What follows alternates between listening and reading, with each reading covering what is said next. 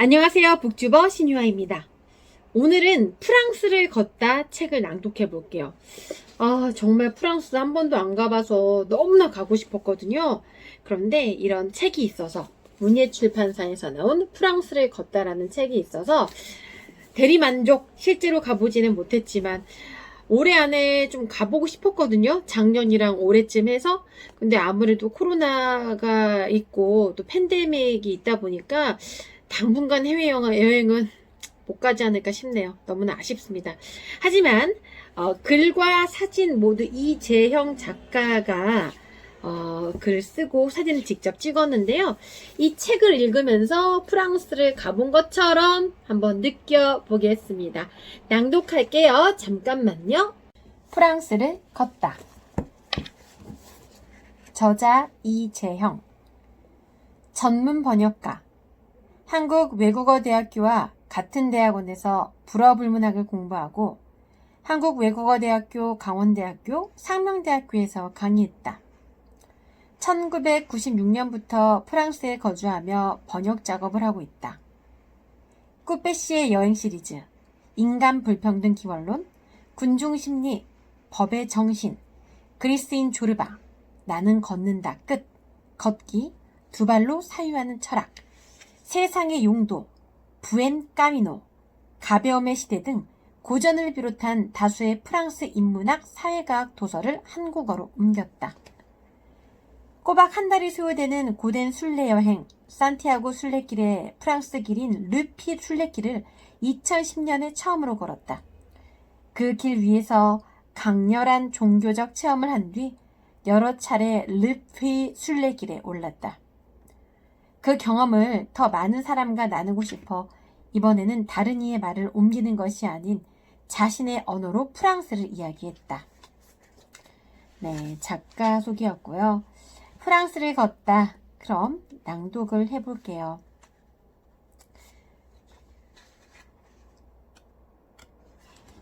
여행으로의 초대.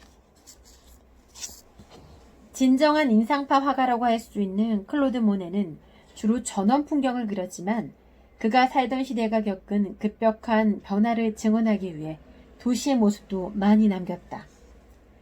현대 생활을 담고 싶어 했던 그는 자신의 이 같은 바람을 1877년에 발표한 생라자르역 연작에 표현했고 산업혁명을 회화라는 장르로 표현한 이 그림들은 에밀 졸라가 쓴 인간 짐승이라는 문학작품에 영감을 불어넣기도 했다. 열차와 기관차가 내뿜는 증기, 철로, 쇠와 유리로 만들어진 역 건물, 도시의 불빛, 기계가 지배하는 새로운 시대의 도래를 보여주는 생라자르역은 이 같은 변화와 현대성의 축소판이다. 모네는 생라자르역에 며칠 동안 머무르며 이 새로운 세계를 인상주의라는 새로운 방식으로 그려냈다.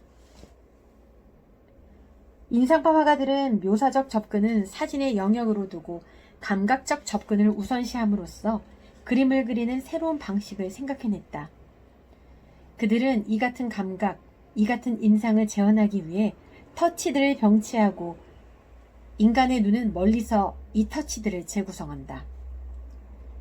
그들은 대상을 흐릿하고 불분명하게 표현함으로써 순간의 불안정성을 포착하고자 했다. 그림 한가운데 서 있는 기관차 위로 올라오는 수증기는 꼭 추상화를 그려놓은 것처럼 보인다.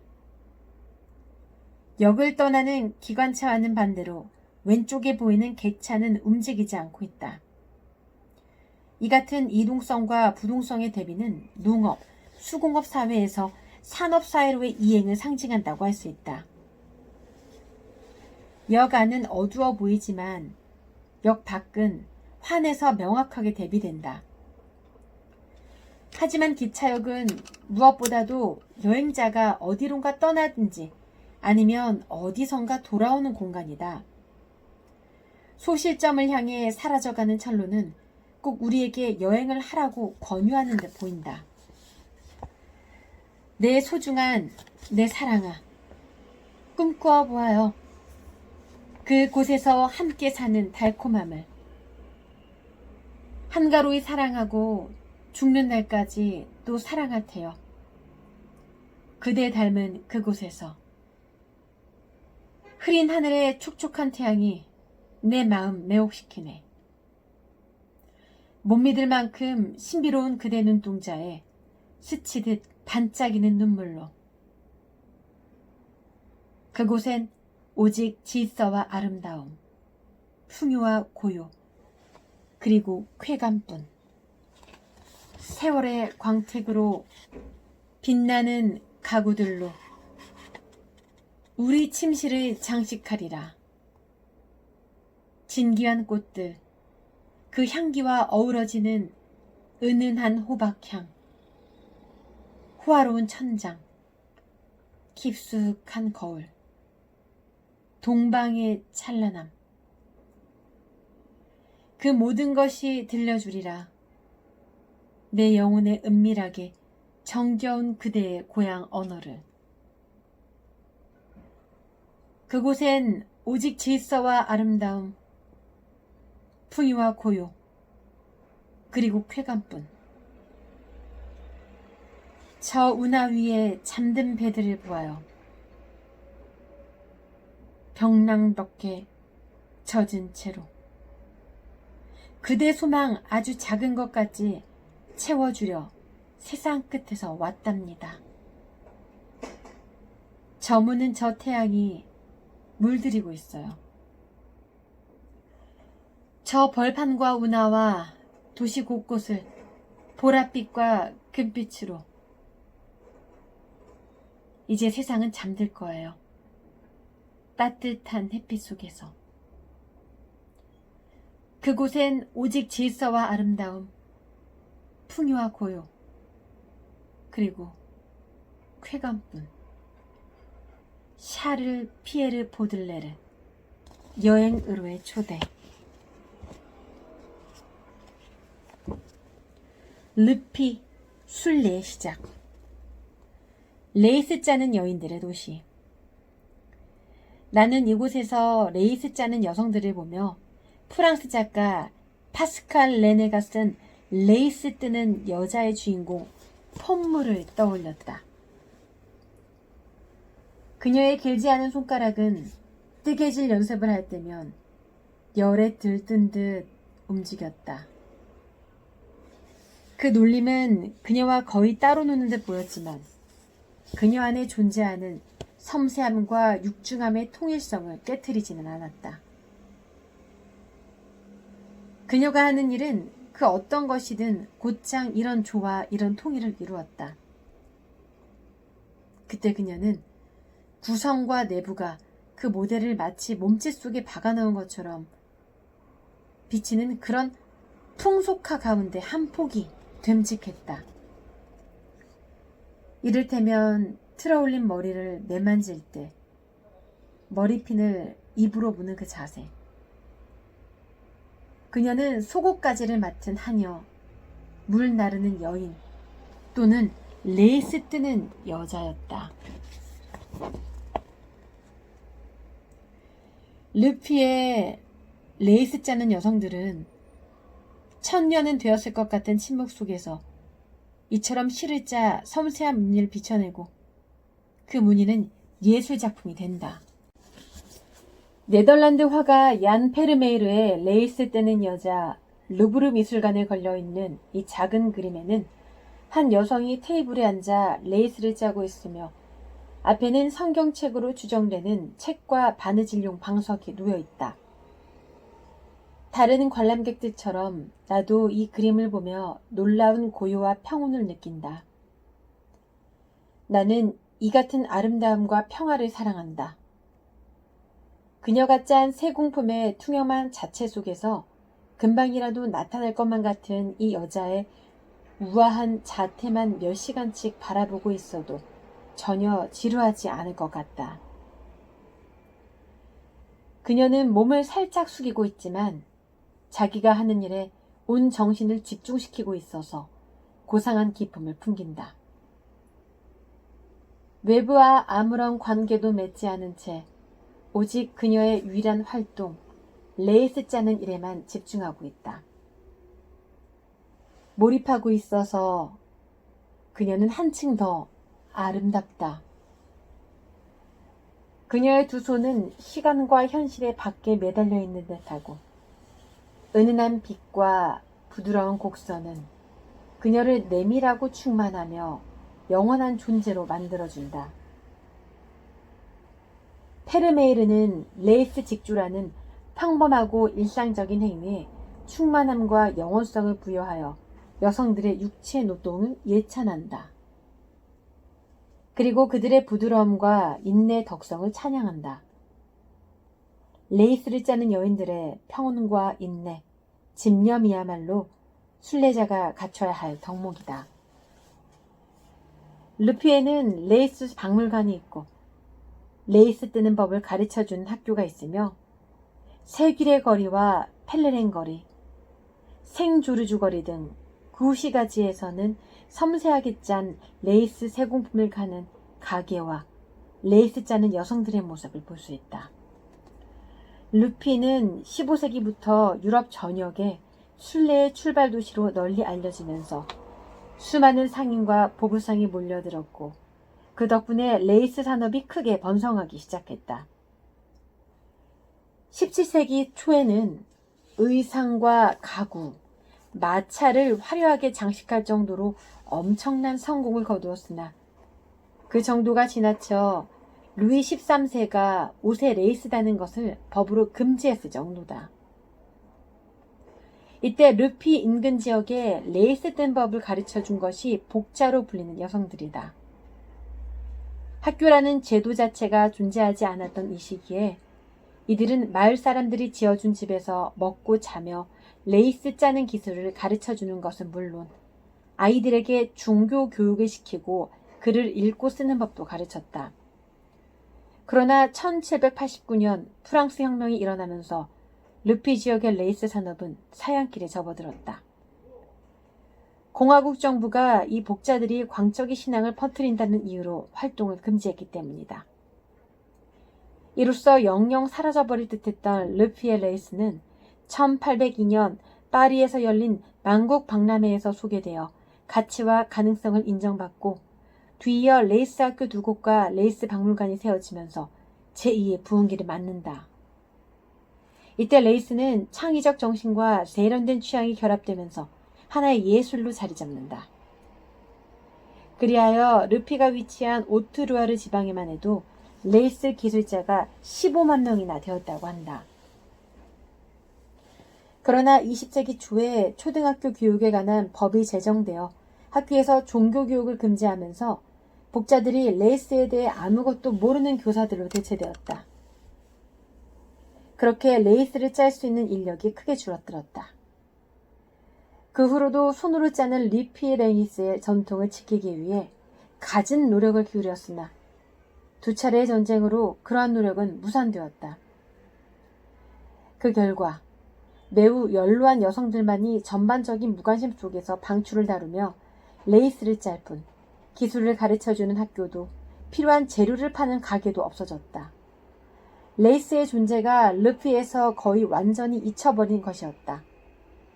이러한 상황에서 1974년에 르피에 설립된 레이스 교육센터는 모든 국민의 관심을 받으며 지금까지 수천 명에 이르는 레이스 뜨는 여자들을 길러냈고 르피의 레이스는 프랑스 무형문화재로 지정되어 새롭게 부활되고 있다.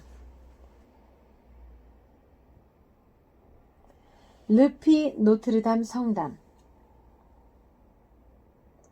르피에 도착한 순례자는 순례자 카드도 구입해야 하고 순례자를 위한 미사와 축성식 참여해야 하므로 반드시 르피 노트르담 성당에 들르게 된다.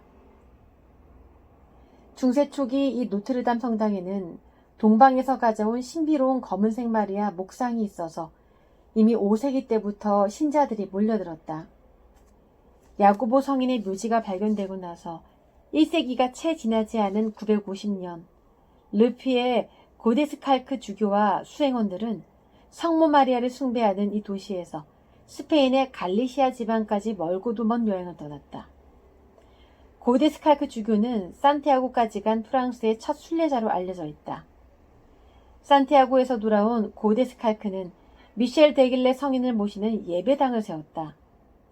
그러자 이 도시에는 프랑스뿐 아니라 프랑스와 국경을 맞댄 나라의 순례자들까지 몰려들어 성모 마리아상을 경배한 다음 산티아고를 향해 떠났다. 성당 건물은 점점 늘어나는 순례자들을 맞아들이기 위해 11세기와 12세기에 증축되었고 수도원이 성당 건물과 등을 맞대고 건설되었다.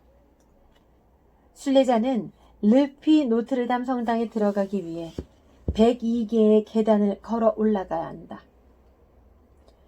이 계단은 성당 정문 아래를 지나 중앙홀로 이어지는데 점점 더 좁아진다. 이처럼 이상하게 공간이 배치된 것은 지형이 경사져 있고 대지가 부족했기 때문이다. 13세기에 엄청나게 많은 순례자가 밀려들자 성당을 넓혀야만 했다. 하지만 뾰족한 바위산에는 자리가 더 없었으므로 건축가들은 세 번째와 네 번째 벽간 공간을 지탱하기 위해 말하자면 허공에 성당을 짓기로 결정한다. 계단을 올라가면 성당의 첫 번째 문이 나타나는데 이 문을 받치고 있는 기둥들의 머리는 테트라모르프, 즉 신약 성경에서 4명의 복음서 저자를 상징하는 네 존재로 장식되어 있다. 사람은 마테오를, 황소는 루가를, 독수리는 요한을, 사자는 마르코를 상징한다. 그리고 첫 번째 문 오른쪽 벽에는 순례자들의 성인인 야고보 성인의 목각이 르피길 순례의 첫걸음을 때려는 순례자들을 내려다보고 있다. 계단을 몇 개 더 올라가면 삼나무 문이라 불리는 문이 2개 나타난다. 오른쪽은 생마르땡 예배당으로 통하고 왼쪽 문은 생질 예배당으로 통한다. 이 두 문은 12세기에 만들어진 것으로 예수의 생애가 조각되어 있고 테두리는 아랍어 문자를 흉내낸 무늬로 장식되어 있다. 삼나무 문 뒤에 오른쪽에 문이 또 있다. 황금문이라고 불리는 문을 열고 17계단을 다시 올라가면 중앙홀로 들어갈 수 있다. 순례자는 검은색 마리아상을 모신 제단 앞에서 미사를 드린다. 원래 마리아상은 프랑스 혁명이 일어나면서 불에 타버렸고 지금 제단에 모셔져 있는 검은 마리아상은 17세기에 만들어진 것으로 다른 예배당이 있던 것을 1856년에 이곳으로 가져왔다. 르피에는 또 하나의 마리아상이 있다. 프랑스의 마리아상. 이 청동 마리아상은 해발 132m의 바위산 꼭대기에 16m 높이로 서 있어서 르피 어디에서나 잘 보인다.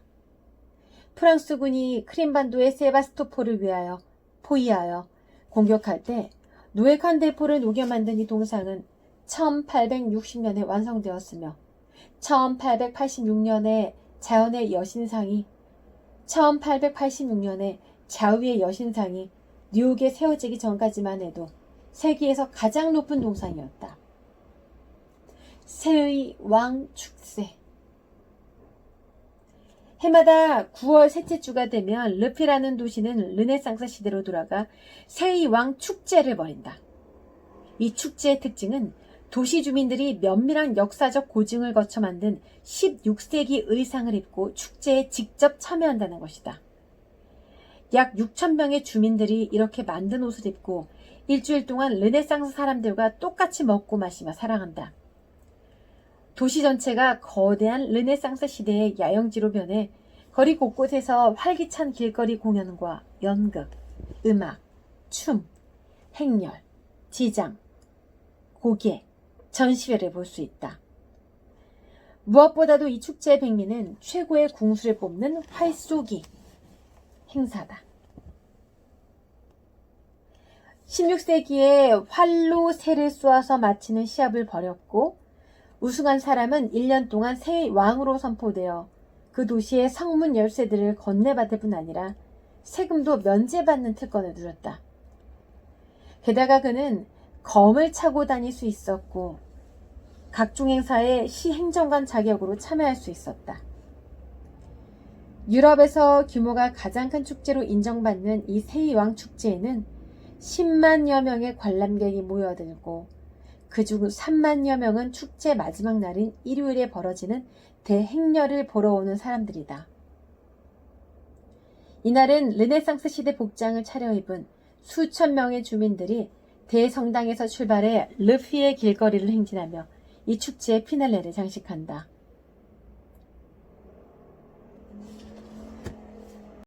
네, 오늘은 프랑스를 걷다 르피 순례길에서 만난 생의 인문학 요 책을 낭독을 살짝 해봤는데요. 이 책의 좋은 점은 프랑스를 직접 가보지 않아도 사진이 같이 수록되어 있어서 사진을 보면서 정말 마치 내가 프랑스에 간 것처럼 그런 느낌을 받을 수가 있었고요. 저는 프랑스를 아직 한 번도 가보지 못했어요. 그래서 제 버킷리스트 중에 하나가 이 산티아고라던가 이쪽 그죠? 프랑스에 가서 순례길을 한번 가보는 거예요. 근데 작년에도 그렇고 올해도 그렇고 당분간은 코로나로 인해서 팬데믹 때문에 프랑스가 뭐예요? 뭐 아시아도 못 갈 것 같아요. 저는 솔직히 우리나라에 있는 여행지도 못 갈 것 같아요. 지금 상황에서는 뭐 가시는 분도 가겠지만 저는 되도록이면은 여행을 안 가고 내가 있는 공간에서 잘 사람들 접촉을 많이 안 하는 게 좋다고 생각을 하거든요. 그렇기 때문에 저는 언제쯤 프랑스를 가볼 수 있을까요? 해외여행을. 내년에도 또 모르죠. 완벽하게 없어질까요? 코로나가? 어쨌든 저는 이 책을 읽으면서 또 좋았던 게 뭐냐면은 저는 천주교 신자거든요. 네, 천주교 신자인데 여기에 나와 있는 제가 읽어드린 그 앞부분 있잖아요. 성당 이야기를 했을 때 되게 좀 마음이 기분이 좋고 나 여기 정말 꼭 한번 가보고 싶다. 여기 가서 정말 르피 노트르담 성당에서 미사 한번 보고 싶다. 그런 생각이 너무 들었어요. 보시면은 여기 이렇게 사진도 같이 나와 있어요. 그래서 생각하기가 너무 좋고, 네, 몰입하기도 너무 좋고, 이 책 프랑스를 가본 분들은 조금 더 갔던 감정을 되새김질하기 위해서 보면 좋을 것 같고, 저처럼 아직 프랑스를 가보지 못한 분들은 이 책을 통해서 사진을 보면서 또 이 글을 보면서 느끼면 좋을 것 같아요. 이런 거 너무 멋있잖아요. 그렇죠, 여러분? 네. 우리 이 책 한번 같이 읽어봄으로써 프랑스 간 느낌을 한번 받아보자고요. 네. 신유아TV 좋아요, 구독, 알림 설정 꼭 부탁드리고요. 오늘은 프랑스를 걷다 낭독해 드렸습니다. 안녕!